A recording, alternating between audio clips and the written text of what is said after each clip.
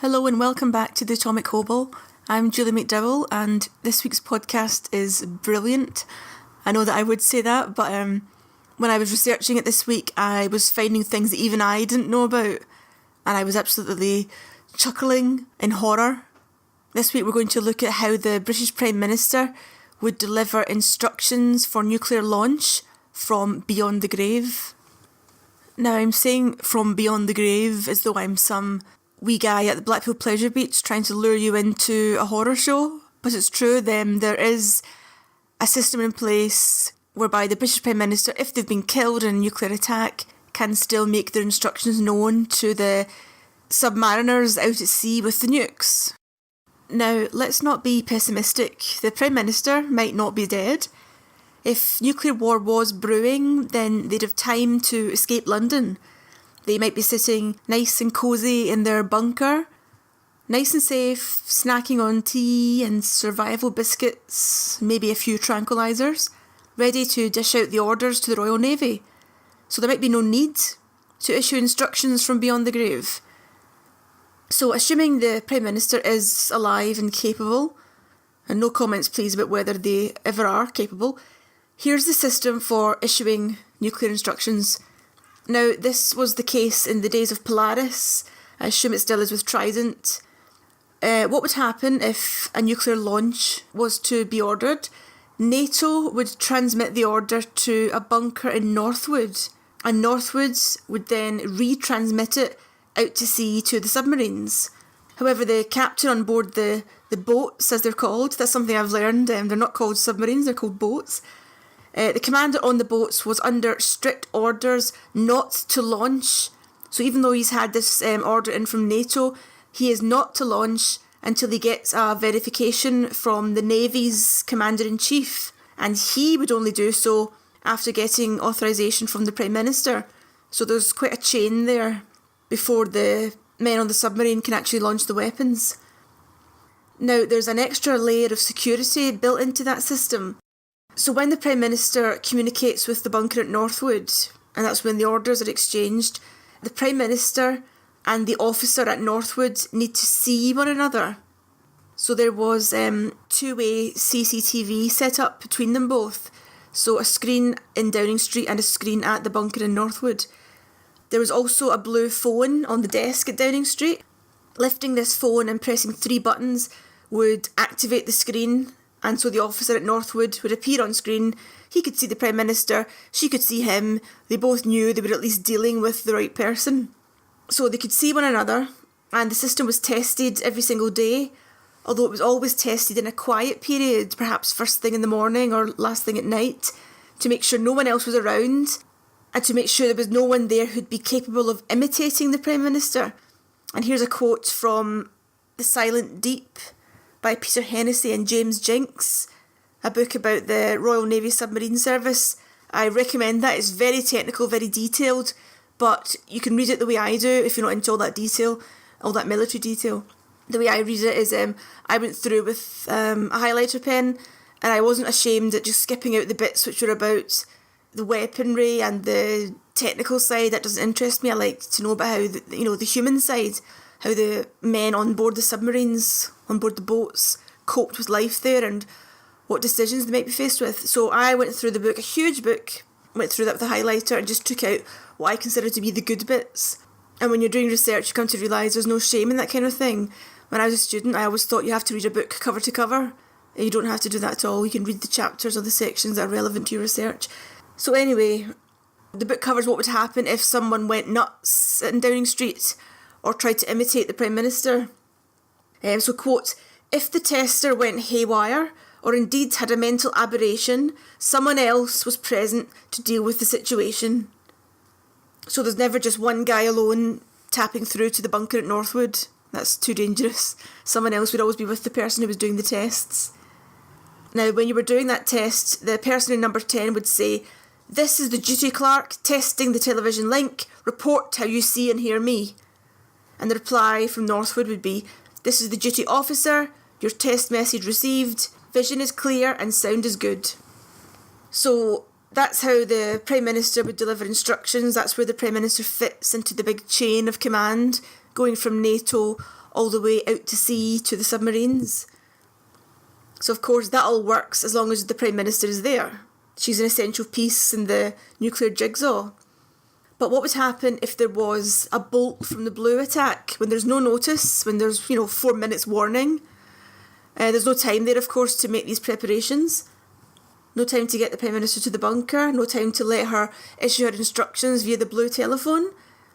In that case, with absolute chaos reigning, the Commander-in-Chief, having received the order from NATO, would try desperately to reach the Prime Minister directly. And if she was gone, then he would try to reach the Prime Minister's nuclear deputies.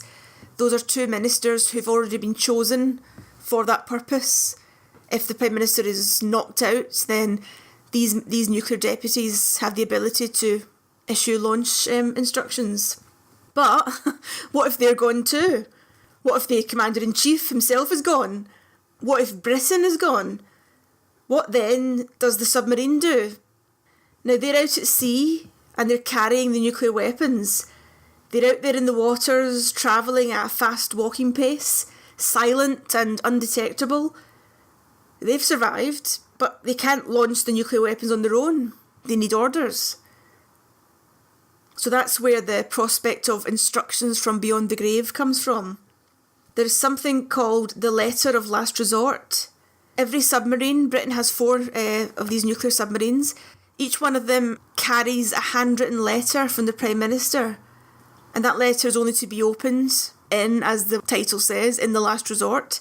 And that gives the Prime Minister's instructions for what to do with their nuclear weapons.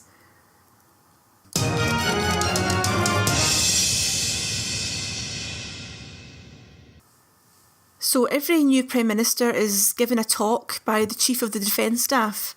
A talk all about Britain's nuclear weapons, what they can do and how they're launched. And that talk must be more horrifying than the moment your mum draws you aside for a chat about how babies are made. According to Peter Hennessy's book, The Secret State, Tony Blair went white when he was given his talk. But since Ted Heath's time, the talk has included a very horrible element, and that's what to do about retaliation if you're no longer there. In the old days when we had the V-Force bombers, when Britain delivered or would have delivered her nuclear weapons by aeroplane, there always would have been probably enough time to send the bombers on their way. But with submarines, it's different. There was far less time to react. And so, a quote from Hennessy's book, from the early 1970s, a Prime Minister could no longer say to himself or herself, I'll face this decision only when I have to, and I'll decide according to the circumstances. A decision from beyond the grave henceforth had to be on each submarine before it sailed on patrol from the west of Scotland. So in the age of submarine nuclear warfare, there was no longer the luxury of time. You couldn't sit back and, as Hennessy says, decide when the horrible moment arrives. You had to decide in advance and put your instructions on board those submarines. And so every one of the nuclear submarines in the Royal Navy carries a handwritten letter from the current Prime Minister, and that gives their wishes regarding nuclear retaliation. Here's a short clip from a brilliant BBC4 drama about this very topic. It's called The Letters of Last Resort. You can get it on YouTube. And it's a drama about a new Prime Minister being asked by her advisors to pull up a chair, sit down and please write out each of these letters. And the Prime Minister is horrified at what she has to do. Legitimate order, then... He opens the safe. He opens the safe. And then he opens the other safe. That is correct. And then he opens the letter. Yes. And the letter says... Well, that's very much up to you, Prime Minister. Yep, every PM is left there with 4 sheets of paper and no doubt a nice fountain pen, and they are left to write their own letter. No one is telling them what to write. But according to Peter Hennessy's book, The Secret State, it's understood that it boils down to one of 4 options. Option number 1 is that she orders the submarine to put itself under the command of the United States, if it is still there. Option 2 is to make your way to Australia, if it is still there. Option 3 is get on with it and take out Moscow, or the capital of the aggressor nation. And option 4 is for the submarine captain to use his own judgment. Now, no Prime Minister except James Callaghan has ever discussed his feelings about these letters. When the Prime Minister leaves office, their letters are brought back to shore and they're destroyed and replaced, of course, with letters from the new Prime Minister. No one discusses what they had written. James Callaghan was the only one who talked about it, and he said, again to Peter Hennessy, who is the king of this topic, he said, if we had got to that point where it was, I felt, necessary to do it, then I would have done it. I've had terrible doubts, of course, about this, and I say to you that if I had lived after having pressed that button, I would never have forgiven myself. There's also a hint about what Margaret Thatcher's decision would have been, in that she said to a former ambassador to the Soviet Union, Sir Roderick Braithwaite, that she wanted to have grandchildren too. That, of course, doesn't directly mean she wouldn't have retaliated, but it gives perhaps a hint that she wouldn't have done so. Who knows? So when would the submarine commander have opened this dreadful letter? He would do it, of course, as a last resort. He would do it when it was obvious to him that nuclear war had begun up on the surface and that Britain no longer existed, at least not as a military power able to issue orders to him. Now, he can't just drift through the waters indefinitely with all his nuclear weapons. He needs to do something. But there's no one left to tell him what to do, no one left to give the order. So he would open a safe on board, and inside that safe is another safe, and inside that one is the dreadful letter. He wouldn't do this in haste, of course. He would have gone through a series of checks to make sure that Britain had indeed gone. But how does he check that Britain has indeed gone? He can't simply check in with everyone. He can't simply phone saying, all right, what's happening? You all been nuked or something? How come you've all went quiet? A submarine can't do that because if he does, he will give away his position. So he can receive broadcasts throughout this awful period, but he can't make broadcasts of his own because that's the equivalent of waving a huge red flag to the Russians or to whoever the enemy is and saying, come and get me. So all he can do is listen in desperation, I assume, for some kind of broadcast from Britain, some kind of instruction. But of course, if Britain's been destroyed, nothing is going to come. So he'd wait desperately to hear some kind of crackle of a message from home.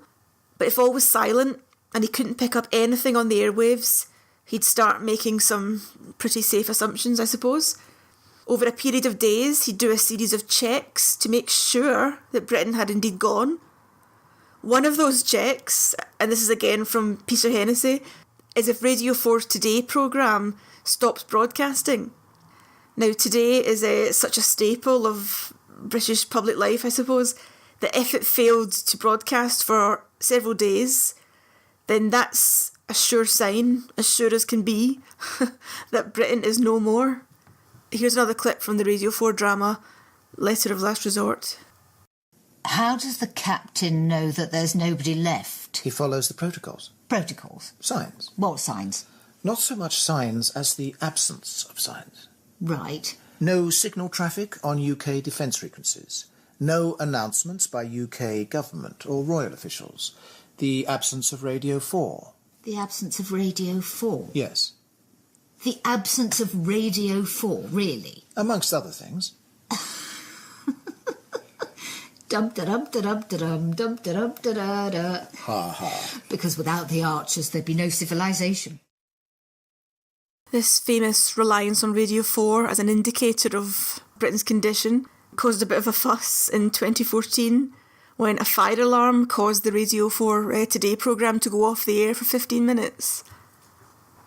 So your submarine captain has done all his checks. It's quite obvious to him that a nuclear holocaust has broken out above the waves. It's quite obvious to him that Britain is no more. It's quite obvious to him that no one is surviving who's able to issue him an order. And so at that point, he and one of his colleagues, these things always happen in pairs, just to make sure everyone's on the straight and narrow, no one's having a mental breakdown. He and one of his colleagues would go to the safe, open it up and read the letter. And if the orders were to retaliate, then the procedure would sound like this.